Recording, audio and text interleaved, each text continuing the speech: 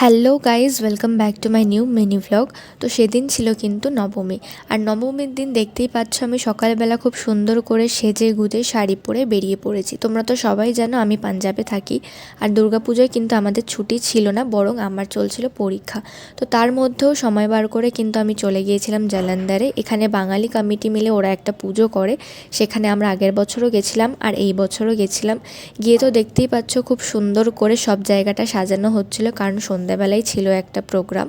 তো যাই হোক, আমরা সন্ধে অবধি তো থাকিনি, ঠাকুর দর্শন করে কিছুক্ষণ বসেই চলে এসেছিলাম, কারণ ওখান থেকে গাড়ি পাওয়াটা একটু চাপ হয়ে যায়। যাই হোক, তারপরে কিন্তু চলে এসেছিলাম আমরা হালদিরামসে কিছু খাওয়া দাওয়া করতে। যদিও আমি কিছু খাইনি, বাকি সবাই আমার দাদারা আর বন্ধুরা খেয়েছিল।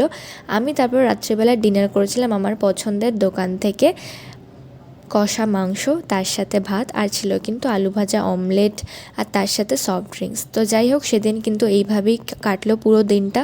তোমাদের ব্লগটা কেমন লাগলো জানিও। আমি এখন যাচ্ছি হস্টেলে, তোমাদের সাথে দেখা হচ্ছে কিন্তু নেক্সট ব্লগ নিয়ে। তো ততক্ষণের জন্য বাই বাই, সবাই সুস্থ থেকো, ভালো থেকো।